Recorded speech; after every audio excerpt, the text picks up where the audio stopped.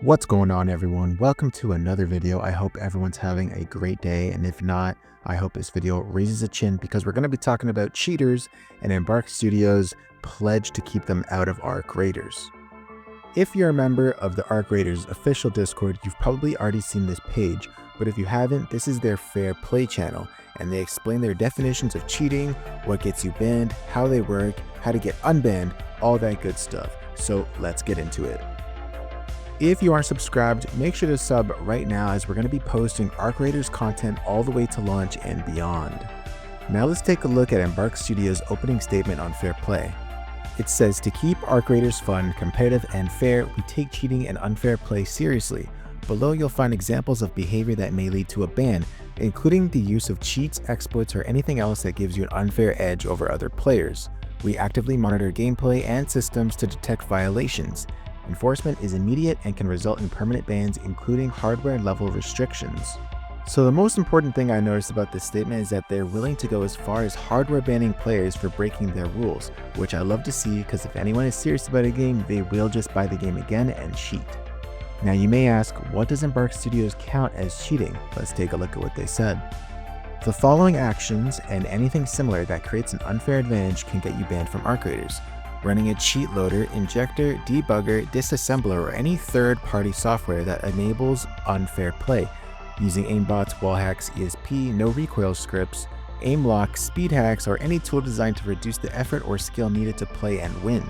Installing or using hardware-based manipulation tools like the Cronus Zen or XIM devices. Abusing game exploits, whether it's movement glitches, broken interactions, or unintended mechanics to get ahead, repeated use of unnatural in-game actions like instant snapping, hyper-accurate tracking, or movement speeds outside of normal play. And lastly, using overlays or external crosshairs that alter how the game looks or behaves in ways not intended by design. And wow, that is a lot. They're restricting in-game bugs like exploits to help you gain an advantage. We see things like this in other games like Path of Exile 2, where you can find some type of bug or unintended farming spot for items that eventually gets patched, but the player gets to keep all they earned because a global rollback would be detrimental to the player base.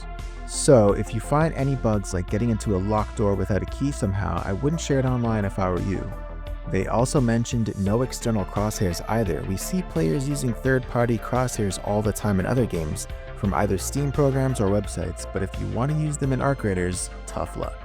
For their account-related violations, which are more simple cases, are account sharing and boosting. This mainly targets those websites that offer a boosting service for players who want to rush to endgame as fast as possible and don't have time to play all day. I'm sorry, you'll have to actually play the game this time. Now there are 3 different ways that their bans will work. Your account will be banned from Arc Raiders and you'll need a new account and repurchase the game.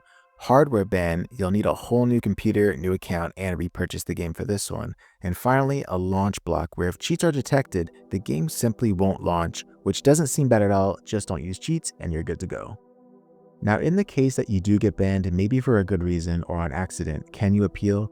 It seems they're deciding on this one as you were allowed to appeal during the playtest, so I'd assume you're able to do so in the final version of the game, or maybe they're just like, nah, we know you cheated and you're out.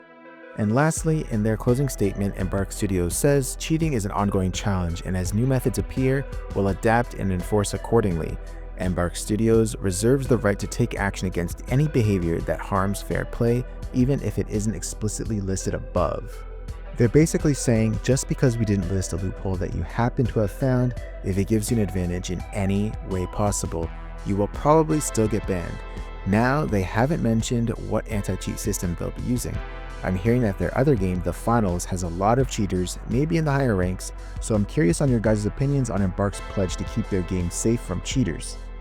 That's going to be it for this video. If you made it this far, make sure to drop a comment on your opinion of their anti-cheat and subscribe for more Arc Raiders content.